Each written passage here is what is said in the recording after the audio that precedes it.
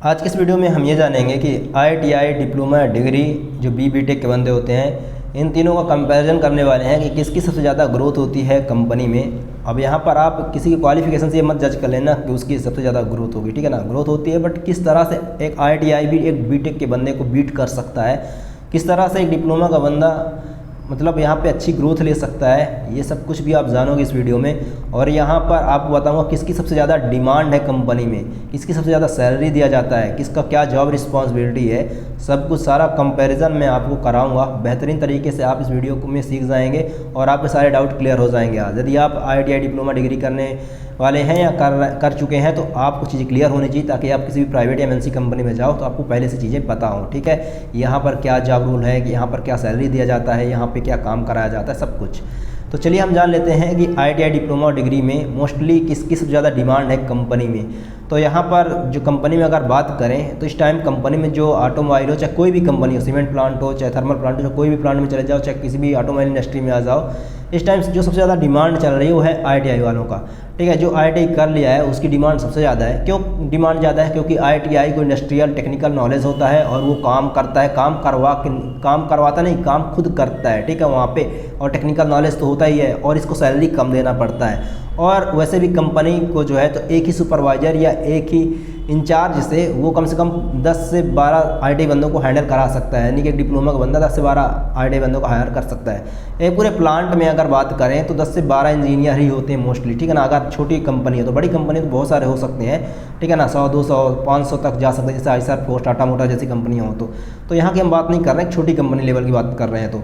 तो यहाँ पर अब BTech बंदों को कैसी वैकेंसी निकलेगी आप ही बताओ। अगर एक बंदा हायर कर लिया कंपनी में, एक प्लांट में, ठीक है, मशीन शॉप है, उसमें एक ही इंजीनियर रहेगा, बाकी उसमें हो सकता है 5 सुपरवाइजर हों जो डिप्लोमा के बंदे हों, और उसमें हो सकता है कि 20 ऑपरेटर लगे, 20 से 25 ऑपरेटर लगे, तो जो कि ITI बंदे होते हैं। बाकी हेल्पर में जो है तो 10-12 वालों को रखा जाता है। तो सबसे ज़्यादा डिमांड किसकी होगी? तो ITI वालों को सबसे ज़्यादा डिमांड होगी।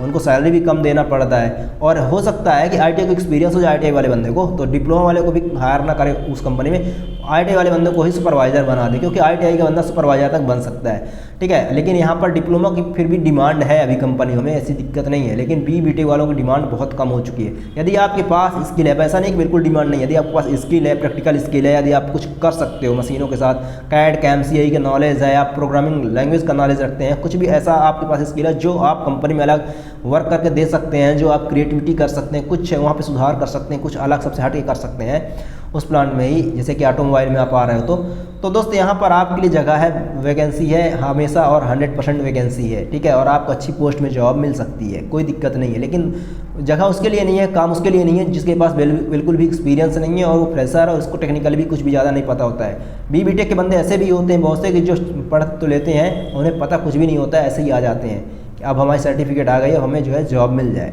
ऐसा नहीं होता है, ठीक है। इंडस्ट्री में एकदम प्रैक्टिकल लेवल में चीज़ें अप्लाई होती हैं। अब चलिए बात कर लेते हैं कि क्या सैलरी दिया जाता है। तो देखिए ITI वाले का जो सैलरी होता है 15 से 18 हज़ार फ्रेशर लेवल में होता है, ठीक है। कोई कंपनी 22,000 से 25,000 भी देती है, लेकिन जो डिप्लोमा का सैलरी होता है वो 18,000 से 22,000 शुरू में होता है। कोई कंपनी से 25 से 30,000 देती है। जो BTech के बंदे का जो सैलरी होता है ट्रेनिंग लेवल में 22 से 25,000 होता है, और कोई कंपनी 25 से 30,000 के बीच में देती है, ठीक है। बस इतना ही होता है सैलरी में डिफरेंस, और कुछ भी ज़्यादा नहीं होता है। अगर ITI वाले बंदे को बात करें कि किस तरह से BTech के बंदे को बीट कर सकता है, तो यदि आप ITI कर चुके हो और किसी कंपनी में ट्रेनिंग ले रहे हो, ट्रेनिंग करते हो आप डिप्लोमा में एडमिशन लो किसी भी प्राइवेट कॉलेज में, और डिप्लोमा कंप्लीट होने के बाद आप कंपनी में लगाओ डिप्लोमा का सर्टिफिकेट, तो यहाँ पे आप बन जाओगे असिस्टेंट इंजीनियर। आपके पास ITI बेस में ऑपरेटर के एक्सपीरियंस ऑलरेडी 1 से 2 साल का हो जाता है, 3 साल का हो जाता है जब आप डिप्लोमा कर रहे होते हो तब तक में, और फिर 3 साल का एक्सपीरियंस के साथ डिप्लोमा का सर्टिफिकेट लगाओगे तो आप असिस्टेंट इंजीनियर बन जाओगे। और फिर इसके बाद आप BTech में भी एडमिशन डाल दो किसी भी प्राइवेट कॉलेज में, तो वहाँ से भी आप मतलब कंप्लीट करने के बाद आप क्या कर सकते हो, यहाँ पे और ग्रोथ ले सकते हो, मैनेजर लेवल में आप पहुँच सकते हो, ठीक है। अगर आपको मैनेजमेंट HR में जाना है तो आप MBA भी कर सकते हो BTech के बाद, आप मैनेजमेंट भी जा सकते हो। कितनी ज़्यादा और कितनी बेहतरीन ग्रोथ है ITI के बाद, इसलिए ITI करना बहुत कंपलसरी है। यदि आप कर ले तो बहुत अच्छी बात है, आप आगे की प्रोसेस फॉलो कर सकते हो। डिप्लोमा का बंदा कैसे ग्रोथ ले सकता है? वो डिप्लोमा का बंदा वही BTech कर सकता है, उसके बाद वो चूज़ कर सकता है क्या करना है।